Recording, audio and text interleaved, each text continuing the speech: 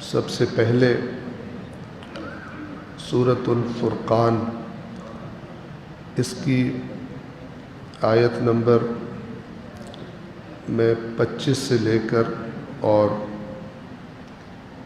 آیت نمبر 30 تک آپ کی خدمت میں تلاوت کروں گا، بیان کروں گا۔ ان آیات میں اللہ تبارک و تعالی نے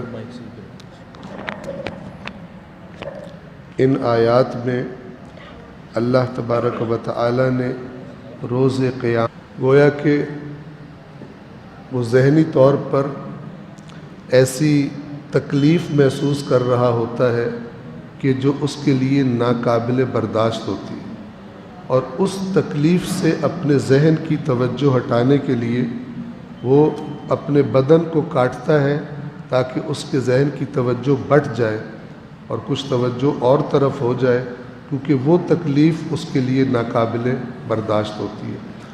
تو ان لوگوں کا اپنے ہاتھوں پر کاٹنا، اس کا سبب کیا ہوگا؟ بہت اہم ہے، آپ توجہ فرمائیے گا۔ آیت نمبر 25 سے میں شروع کر رہا ہوں، ویسے تو منظر یہ پیچھے سے شروع ہے، لیکن وَيَوْمَ تَشَقَّقُ السَّمَاءُ بِالْغَمَامِ، اور جس دن آسمان بادلوں سمیت پھٹ جائے گا، وَنُزِّلَ الْمَلَائِكَةُ تَنزِيلًا، اور فرشتے نازل کیے جائیں گے۔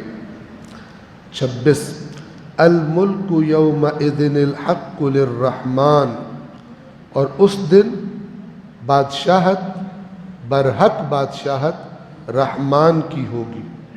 وَكَانَ يَوْمًا عَلَى الْكَافِرِينَ عَسِيرًا، اور وہ دن انکار کرنے والوں کے لیے بڑا مشکل دن ہوگا۔ 27 وَيَوْمَ يَعَضُّ الظَّالِمُ عَلَى يَدَيْهِ، توجہ فرمائیے گا، اور جس دن ظالم اپنے ہاتھوں پر کاٹے گا، یقول یا لیتنی اتخذت مع الرسول سبیلا، کہے گا اے کاش میں نے رسول کے ساتھ راستہ اپنایا ہوتا، یعنی جس راستے پہ رسول چلانا چاہتا تھا، چل رہا تھا، میں نے بھی وہ راستہ اپنا لیا ہوتا۔ یا ویلتا لیتنی، ہائے میری بربادی، کاش میں نے لم اتخذ فلانا خلیلا، کاش میں نے فلان شخص کو اپنا قریبی دوست نہ بنایا ہوتا۔ دوست بہت مؤثر ہوتے ہیں دوستوں پر، اگر دوست برا ہو اور وہ بھی قریبی دوست، تو اس کی برائی کے اثرات انسان میں آ جاتے ہیں، اور دوست اگر بہت اچھا ہو تو نہ چاہتا بھی ہو انسان تو بھی اس کے اچھے اثرات اس میں آ جاتے ہیں، بہت ساری خرابیوں سے بچ جاتا ہے۔ پھر اسی شخص کا جو کہہ رہے کہ کاش میں نے فلان کو خلیل، یعنی اپنا قریبی دوست، جگری دوست نہ بنایا ہوتا، کیا کیا تھا اس دوست نے اس کے ساتھ؟ آیت نمبر 29 لَقَدْ أَضَلَّنِي عَنِ الذِّكْرِ بَعْدَ إِذْ جَاءَنِي، یقیناً اس نے مجھے گمراہ کر دیا تھا ذکر سے، نصیحت سے، اس کے بعد کہ جب وہ ذکر میرے پاس آ چکا تھا۔ ذکر سے مراد کیا ہے؟ اگلی آیت میں واضح ہو جائے گا۔ وَكَانَ الشَّيْطَانُ لِلْإِنسَانِ خَذُولًا، اور شیطان انسان کے لیے خذول ہے۔ خذول کسے کہتے ہیں؟ کہ جو ویسے تو بڑا یار بنا رہے، لیکن جب انسان پہ کڑا وقت آئے تو عین وقت پہ چھوڑ جائے اس کو، اچھے ٹائم میں اس کا دوست بنا رہے، لیکن جب کڑا وقت آئے تو چھوڑ دے۔ اللہ فرماتا ہے شیطان انسان کے لیے اس طرح کا۔ اور پھر آیت نمبر 30 ہے وقال الرسول، یہ جب ہاتھوں پہ کاٹ رہا ہوگا کہ میرے پاس ذکر آیا تھا اور اس کے باوجود میں نے اس ذکر کو چھوڑ دیا، میرے دوست نے مجھے گمراہ کر دیا، میرے ساتھی نے۔ تو وہی وقت ہوگا کہ جب اللہ کا رسول اپنے رب کی بارگاہ میں یہ شکوہ کرے گا اور یہ شکایت کرے گا۔ وقال الرسول یا ربی، اور رسول کہے گا اے میرے رب، ان قوم اتخذوا ھذا القرآن مہجورا، کہ یقیناً میری قوم نے اس قرآن سے دوری اختیار کر لی تھی۔ تو ان ساری آیات کو اگر آپ مجموعی طور پر دیکھیں تو یہ جو پچھتا رہا ہے اور یہ جو ہاتھوں پہ کاٹ رہا ہے، کس لیے؟ کہ قرآن جیسی نصیحت یہ میرے پاس آئی تھی جو مجھے کامیابی کا راستہ دکھا رہی تھی، لیکن میں اس کی طرف سے غافل ہو گیا اپنے کسی دوست کی وجہ سے، جو مجھے کہیں اور لے گیا اور مارے پچھتاوے کے اپنے ہاتھوں پر کاٹے گا۔ اور اگر کوئی انسان دل سے اللہ کی کتاب کو پڑھے، توجہ سے پڑھے، اور پھر اپنے معاشرے کو دیکھے، تو وہ اس بات کو محسوس کر لے گا کہ قیامت کے دن لوگ اپنے ہاتھوں پہ کیوں کاٹیں گے؟ اس وجہ سے کہ انہوں نے اللہ کی کتاب کے بارے میں غفلت کی تھی۔ کیونکہ قرآن کے اندر اللہ کی رضا اور جنت تک پہنچنے کی اللہ نے واضح نشانیاں بتا دی۔ اور میں مومنین کی خدمت میں عرض کرتا ہوں کہ ہم لوگ ممبروں سے تقریروں میں کافی سنتے ہیں جنت میں جانے کے راستے، یہ کرو جنت میں، یہ کرو جنت میں۔ تو میں گزارش کیا کرتا ہوں، اور یہ گزارش میری نہیں ہے، یہ ائمہ اہل بیت کے فرامین میں ہے، کہ جب ایسی باتیں سنو تو عقل مندی یہ کہ پہلے اللہ کے کلام سے بھی دیکھ لو کہ جو جنت جانے کے راستے تمہیں بتائے جا رہے ہیں، اللہ نے بھی ویسے راستے قرآن میں بتائے ہیں۔ اگر بتائے ہیں تو پھر ویلڈ ہے، اور اگر نہیں بتائے تو یہ وہ والے لوگ ہیں جو کسی دوسرے ملک میں پہنچانے کے لیے فراڈ کر کے پیسے لے لیتے ہیں، اور بعض اوقات غلط ٹکٹیں آپ کے ہاتھ میں پکڑا دیتے ہیں، اور آپ سمجھتے ہیں کہ میں تو جا رہا ہوں، لیکن عین دن پتہ چلتا ہے کہ فراڈ ہو گیا، جو ہاتھ پلے تھا سرمایہ وہ بھی گیا، اور جو خواب تھا وہاں پہنچنے کا وہ بھی گیا۔ اللہ کی کتاب کو پڑھنے کی اللہ تبارک و تعالی ہم سب کو توفیق عطا فرمائے۔ سورۃ الفرقان آیت نمبر 43 اور 44، 43، غور سے سنیے۔ ایک کیفیت بیان کی ہے اللہ نے انسان کی، وہ انسان کہ جو بس اپنی خواہش کے پیچھے چلتا ہے، نہ اس کے لیے حلال معنی رکھتا ہے، نہ حرام، نہ جائز نہ ناجائز، جو اس کی خواہش ہوتی ہے وہ چاہتا ہے وہ پوری ہو، جائز طریقے سے، ناجائز طریقے سے، حلال سے، حرام سے، اسے کوئی پرواہ نہیں ہوتی۔ اور یہ کیفیت مسلمانوں میں بھی پائی جا سکتی ہے۔ انسان ہے، مسلمان کے گھر پیدا ہوا ہے، چاہے سنی کے گھر ہے، چاہے شیعہ کے گھر ہے، لیکن ہے نفس پرست، ہر حرام بڑے آرام سے کر لیتا ہے، پرواہ نہیں کرتا اللہ کی نافرمانی کر رہا ہوں، ہوتا نہیں اس کو۔ اس کیفیت کو قرآن نے کیا تصویر بنا کے دکھایا، آپ توجہ فرمائیں۔ ارأیت، کیا تو نے اس کو دیکھا ہے، من اتخذ الہہ ہواہ، جس نے اپنا معبود، اپنا الہ، اپنی خواہش نفس کو بنا لیا۔ اللہ تعالیٰ کیا تعبیر استعمال فرما رہا ہے کہ کیا تو نے اس کو دیکھا ہے جس نے، صلوات پڑھے محمد و آل محمد پر،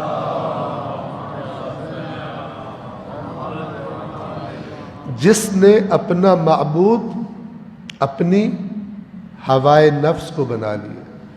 خوب آپ بدترین نفس پرست سے بھی پوچھیں، خواہش پرست سے، کہ تو نے اپنا معبود خواہش کو بنایا؟ کہے گا نہیں۔ کوئی کہے گا میرا معبود اللہ ہے، کوئی کہے گا بھگوان ہے، کوئی نام لے گا، کوئی جس نے جس کو بنایا ہوا ہے۔ اپنی خواہش کو کوئی اپنا معبود نہیں کہے گا، لیکن اللہ کہہ رہا ہے تیرا معبود تیری خواہش ہے۔ کیوں؟ کیونکہ جب ایک طرف تیرے سامنے معبود کا حکم ہوتا ہے اور دوسری طرف تیری خواہش کچھ کہتی ہے تو تو معبود کو پیچھے کر دیتا ہے، اپنی خواہش کو آگے کرتا ہے۔ تو جس کو تو آگے کرتا ہے، جس کی تو بات مانتا ہے، اصل میں تیرا وہ معبود ہے۔ یہ قرآن کی تعبیر ہے، کتنی خطرناک ہے۔ یعنی جو خواہش ہو وہی کر لے۔ اور پھر اس میں خطرناک بات یہ ہے کہ اس کو ایسے طریقے سے جنت کنفرم کر کے دی گئی ہو کہ اسے پرواہ ہی نہ ہو۔ وہ سمجھتا ہو کہ میں جو بھی کر لوں، میں ایسی پارٹی سے تعلق رکھتا ہوں کہ جنہوں نے لازمی جنت میں جانا ہے۔ اور یہ بد عقیدہ اللہ نے یہودیوں کا اور اس زمانے کے مسیحیوں کا بیان کیا۔ دونوں گروپ کہتے تھے جنت میں صرف ہم جائیں گے، کوئی دوسرا جا ہی نہیں سکتا۔ اور پھر کہتے تھے کہ اگر ہم جہنم میں گئے بھی تو کچھ عرصہ تفتیش کرا کے واپس جنت میں آ جائیں گے، ہم نے حتماً آنا ہے۔ اللہ نے دونوں کو رد کیا اور کہا کہ تم نے مجھ سے عہد لیا ہے، تم نے اللہ سے کوئی عہد لکھوا لیا ہے کہ اب اللہ اپنے عہد کا پابند ہو گیا اور تمہیں وہ واپس جنت میں لے آئے گا۔ کہاں سے بولتے ہو؟ جھوٹ بولتے ہو اللہ پر۔ اور یہاں پر میں ذکر کروں آپ کی خدمت میں 181 نمبر خطبہ ہے نہج البلاغہ میں، جس میں مولا علی علیہ السلام فرماتے ہیں، توجہ کیجئے، مولا فرماتے ہیں کہ یاد رکھو اللہ نے اپنی رضا اور اپنی ناراضگیاں اپنی کتاب میں واضح اور روشن بیان کر دی ہیں، اور اب قیامت تک وہی رہیں گی۔ اور جان لو کہ اللہ تم سے ہرگز کسی اس بات پر راضی نہیں ہوگا جس بات پر تم سے پہلوں سے ناراض ہوا تھا۔ تو اگر کوئی دعویٰ کرتا ہے ہم تو پکے جنتی ہیں، قرآن بتا رہا ہے اللہ اس دعوے سے ناراض ہے۔ تمہیں کس نے کہا ہے؟ اور کوئی کہے ہم تو حتماً اگر جہنم میں گئے پھر واپس آ جائیں گے اینڈ پر، تمہیں کس نے کہا ہے؟ یہ وہ نظریات ہیں جو گواہ ہے قرآن سے دوری کے امت مسلمہ میں، بالکل اسی طرح جس طرح یہودی اور مسیحی سمجھتے تھے کہ ہمارے سوا کوئی نہیں جا سکتا، آج یہی باتیں بنا دی گئی ہیں۔ اور اس کا نتیجہ کیا ہے؟ آپ مسلم معاشرے میں بے ایمانی کو ٹاپ پہ دیکھتے ہیں، یہودی بھی یوں ہی تھے، جبکہ اللہ تعالیٰ قرآن میں اپنے نبی سے فرما رہا ہے کہ اے رسول ان سے کہہ دو اگر میں بھی اللہ کی نافرمانی کروں تو میں اس عظیم دن کے عذاب سے ڈرتا ہوں۔ وہ رسول ڈرتا ہے، اس کے امتی چھلانگے لگا رہے ہیں، ہمیں تو پرواہ ہی کوئی نہیں، ہم تو تیرے ہیں، دوزخ کے لیے اور بتھیرے ہیں۔ یہ ساری من گھڑت آرزویں جن کا قرآن سے کوئی تعلق نہیں ہے، اور یہ سارے چمتکار قرآن سے دوری کے ہیں کہ لوگوں کو پتہ ہی نہیں ہے صحیح اور غلط میں فرق کیا ہوتا ہے۔ آپ توجہ کریں، کیا تو نے اس کو دیکھا ہے جس نے اپنا معبود اپنی ہوائے نفس کو بنا لیا ہے؟ افانت تکون علیہ وکیلا، تو اے رسول اس شخص کے آپ وکیل بنیں گے؟ نہیں بن سکتے۔ اس کو چھوڑ دے اس کے حال پر، جب تک کہ یہ ہوش میں نہیں آتا کہ ہر خواہش کے پیچھے نہیں جانا ہوتا۔ آیت نمبر 44، ام تحسب، کیا تو یہ سمجھتا ہے ان اکثرہم یسمعون او یعقلون کہ ان میں سے اکثر سنتے ہیں یا سمجھتے ہیں؟ یہ سنتے سمجھتے ہی نہیں ہیں۔ کیوں؟ یہ خواہش پرست کی بات کی جا رہی، اس پہ نصیحت، اس کا دل ہی نہیں آتا نصیحت کو قبول کرنے کی طرف، چونکہ اس کو اپنے سارے مزے خطرے میں لگتے ہیں۔ فرض کرے کوئی بندہ حرام خوری کا عادی ہو اور پھر اپنی زندگی کا سٹینڈرڈ بھی اس حرام خوری کی وجہ سے اوپر لے کے جا چکا ہو، وہ کیسے سنے یہ بات کہ حلال پہ اکتفا کرو؟ اس کو تو موت پڑے گی۔ کہے گی اگلی دفعہ اگر میں صرف حلال پہ اکتفا کروں تو بیگم کو زیور کہاں سے لے کے دوں گا جس کے بغیر اس کا گزارا نہیں ہے؟ بچوں کے سٹینڈرڈ کیسے مینٹین کروں گا جو اسی حرام خوری سے میں نے بنائے ہیں؟ کرے گا ہی نہیں۔ تو اللہ فرما رہا ہے اے رسول آپ سمجھتے ہیں کہ ان میں سے اکثر سنتے ہیں یا سمجھتے ہیں، انہم کالانعام، یہ تو کچھ نہیں ہے مگر چارپائے بن چکے ہیں، یہ گائے بھینس اور بھیڑے بن چکے ہیں جن کو صرف چرنے کی فکر ہوتی ہے، انہیں نہیں پتہ ہوتا حلال چرنا کہاں سے، حرام چرنا کہاں سے، کس نر نے کس مادہ کے پاس جانا ہے انہیں کوئی پرواہ نہیں ہوتی، جہاں دل کیا جو کیا کر لیا۔ انہم الا کالانعام، یہ اور کچھ نہیں چارپایوں کی طرح ہے، بل ہم اضل سبیلا، بلکہ چارپایوں سے بھی بدتر ہے، کیونکہ چارپایوں کو تو اللہ نے عقل نہیں دی تھی، چارپایوں کے لیے تو رسول نہیں بھیجے تھے، کتابیں نہیں بھیجی تھی، اس کو تو عقل بھی دی تھی، رسول بھی بھیجے تھے، یہ پھر جانوروں کی طرح زندگی گزارتا ہے، ہاں جہاں پہ اس کی خواہش ہوتی ہے جو کرنے کی وہ کر لیتا ہے۔ اللہ فرما رہا ہے اس کا معبود اس کی خواہش ہے، اللہ اس کا معبود نہیں۔ صلوات پڑھیں محمد والے۔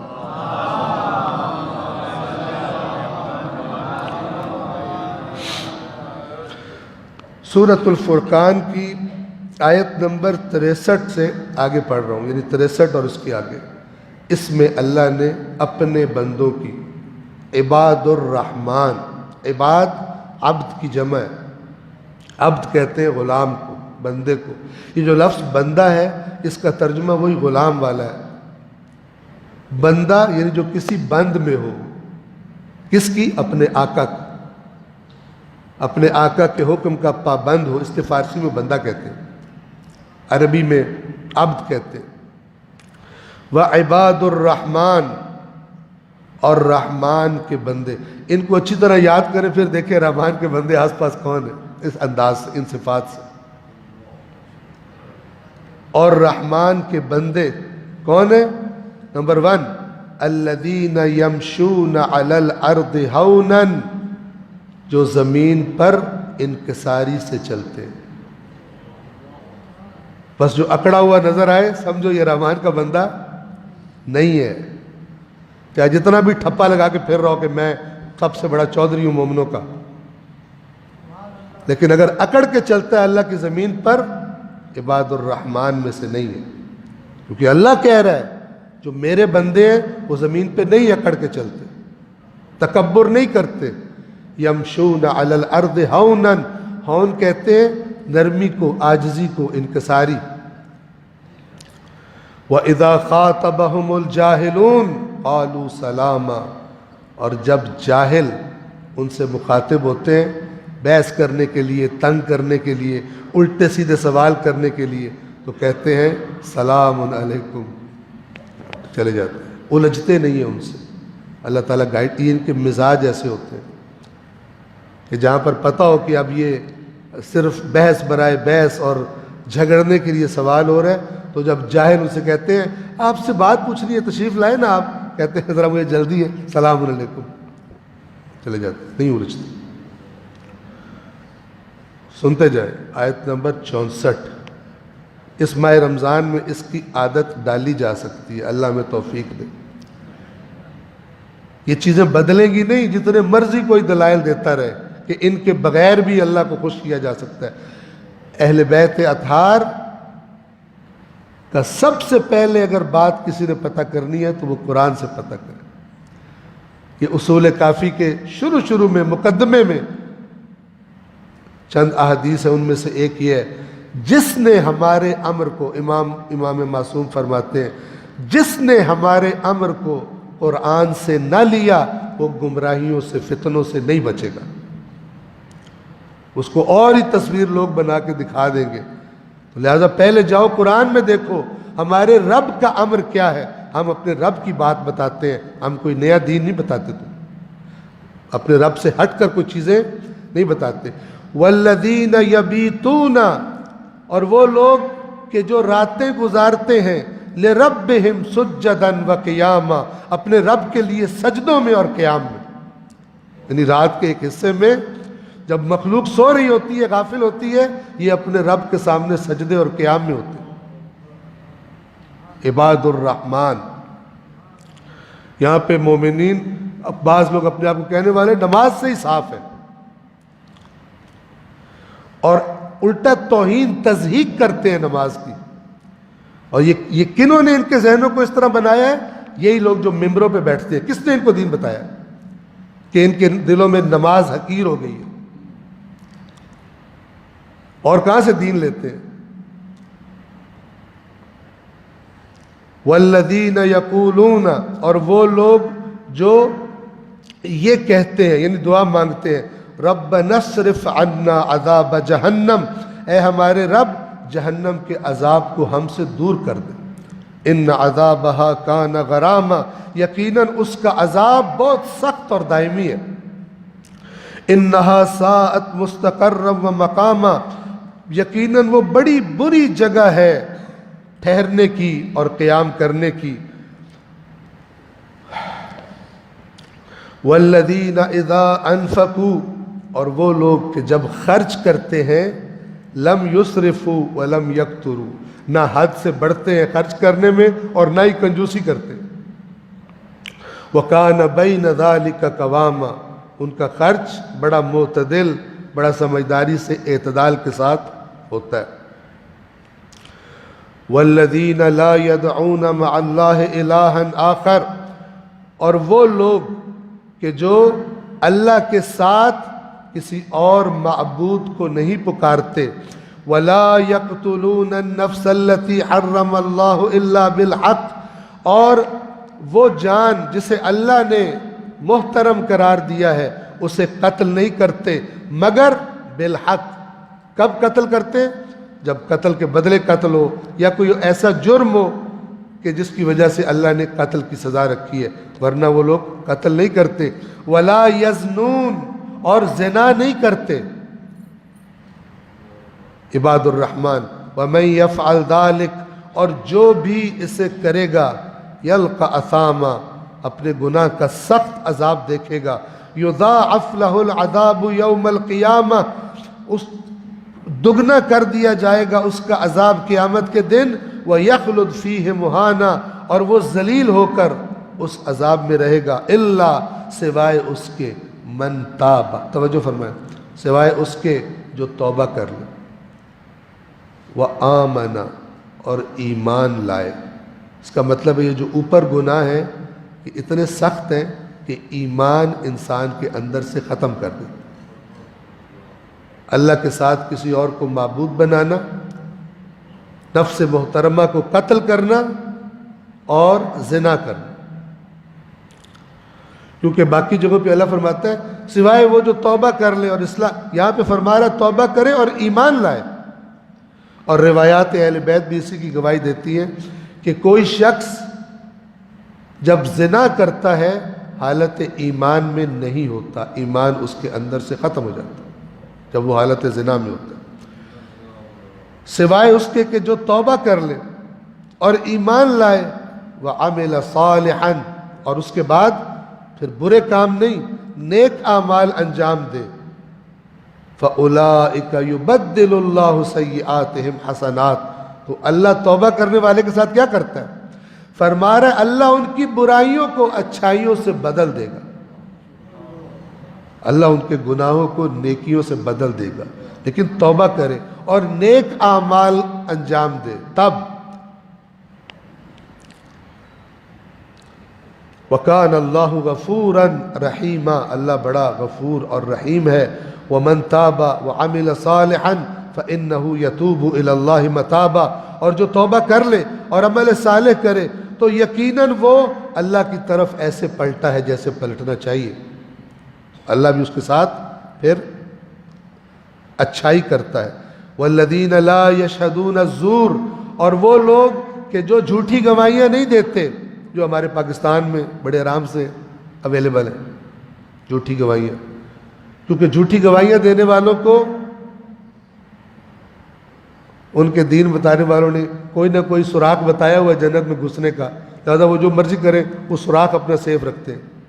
ٹھیک ہے کہ اس کی وجہ سے ہم نے جنت میں چلے جانا ہے، باقی جو مرضی کرو. میرے مولا کا ایک فرمان جو ان سے منقول ہے وہ یہ ہے، بدترین عالم وہ ہے جو اس طرح دین بتائے کہ لوگوں میں گناہ کرنے کی جرت پیدا ہو جائے، ان کو لگے کہ ہم کر بھی لیں تو ہم تو بچ جانا، بدترین عالم ہوئے۔ اس لیے کہ دین کا خلاصہ کیا ہے؟ اللہ کی فرما برداری۔ تو جرت کہاں سے پیدا ہوگی؟ جب دین غلط بتایا جائے گا، جب زیادہ بڑے پیکج دیے جائیں گے جس میں چٹکی بجاؤ اور جنت میں جاؤ والے پیکج ہوں گے، تو پھر بندہ کہے گا میں گناہ کر بھی لوں تو کچھ نہیں ہوتا۔ اور وہ لوگ کہ جو جھوٹی گواہیاں نہیں دیتے، وَإِذَا مَرُّوا بِاللَّغْوِ مَرُّوا كِرَامًا، اور جب کسی بیہودہ چیز کے پاس سے گزرتے ہیں تو بڑے باوقار انداز میں گزر جاتے ہیں، اس کے اندر نہیں گھستے جا کے، آلودہ نہیں کرتے خود کو بیہودہ چیزوں میں، بیہودہ محفلوں میں۔ وَالَّذِينَ إِذَا ذُكِّرُوا بِآيَاتِ رَبِّهِمْ، بہت اہم بات ہے اس میں، بہت سوچنے والی اور سمجھنے والی بات ہے کہ اللہ تبارک و تعالی بے عقلی کے رویے سے نہیں چاہتا کوئی بھی دین کی بات قبول کرے۔ کیا فرما رہے ہیں؟ اور وہ لوگ عباد الرحمن وہ لوگ ہیں کہ جب انہیں اذا ذکروا بآیات ربہم، جب انہیں اپنے رب کی آیات سے نصیحت کی جاتی ہے، لم یخروا علیہا صما وعمیانا، تو وہ ان آیات پر بھی اندھے اور بہرے ہو کر نہیں گرتے، بلکہ عقل و شعور سے قبول کرتے، اس بات میں غور کرتے، ایسے اندھوں کی طرح واہ واہ واہ واہ قبول نہیں کر لیتے، سوچتے ہیں اپنی آیات کے بارے میں اللہ یہ کہہ رہا ہے کہ اللہ کو نہیں پسند کہ اندھا دھند اس کی آیات بھی مان لی جائیں۔ کتنی جگہ قرآن کہتا ہے افلا تعقلون، اے رسول میرے ان بندوں کو خوشخبری دیجئے جو بات کو غور سے سنتے ہیں، پھر بہترین بات کا انتخاب کرتے ہیں عمل کرنے کے لیے، پیروی کرنے کے لیے۔ یہی وہ لوگ ہیں جن کی اللہ نے ہدایت کر دی ہے، اور یہی ہیں صاحبان عقل، نہ کہ جس کو جدھر کوئی جذباتی کر کے لگا دے، اندھوں کی طرح ادھر چل پڑے، اسے پتہ ہی نہ چلے کہ میں صحیح جا رہا ہوں یا غلط جا رہا ہوں۔ جیسے آج کل ہمارے ملک میں دیکھ رہے ہیں، مذہب کے نام پہ مذہب پہ عمل نہیں ہے، رسول کی اطاعت نظر نہیں آتی پاکستان کے اندر، لیکن رسول کے نام پہ بندہ مارنا چٹکی کا کام ہے۔ ٹھیک ہے نا؟ ابھی چند دن پہلے بال بچی ہے ایک خاتون، آپ کو پتہ ہے پوری دنیا میں جگ ہسائی، یہ دین ہے۔ اس طرح کے لوگوں کو دیکھ کے اسلام سے نفرت تو ہو سکتی ہے کسی باہر کے بندے کو، کبھی اسلام کی طرف رغبت نہیں ہو سکتی۔ ان جانوروں کو اتنی سینس نہیں تھی کہ یہ جو اوپر لکھا ہوا ہے یہ قرآن کی آیت نہیں ہے، حلوہ لکھا ہوا ہے، حلوہ لکھا ہوا ہے۔ مجھے نہیں یاد میں نے یہاں پر بتایا، یعنی وہ بنگلہ دیش والی بات بتائی ہے نا، انہوں نے کہا کہ یہ دیواروں کے ساتھ بیٹھ کے پیشاب کرتے، تو انہوں نے لکھا بنگلہ زبان میں لکھا کہ یہاں پیشاب کرنا منع ہے، کوئی اثر نہیں ہوا۔ اسی طرح وہ کیمرے کی ریکارڈنگ میں بیٹھ رہے ہیں آتے جاتے پیشاب کر رہے ہیں وہاں پر۔ تو کسی سیانے نے ان کو آئیڈیا دیا کہ یہی جو تم نے بنگلہ میں لکھا ہے نا، یہی جملہ کہ پیشاب کرنا منع ہے عربی میں لکھ دو۔ اس حکومت نے عربی میں لکھ دیا، اور پھر وہ سین دیکھیں آپ جو کیمروں میں آئے ہیں کہ بندہ بیٹھنے لگتا ہے، دیکھتا ہے عربی لکھی ہے، اٹھ کے توبہ کرتا ہے، اس کو ہاتھ لگا کے چومتا ہے، آنکھوں سے لگاتا ہے کہ میں بڑا جرم کرنے لگا، حالانکہ وہ لکھا وہی ہے کہ یہاں پیشاب کرنا منع ہے۔ یہ حالت ہے دین کی ہماری۔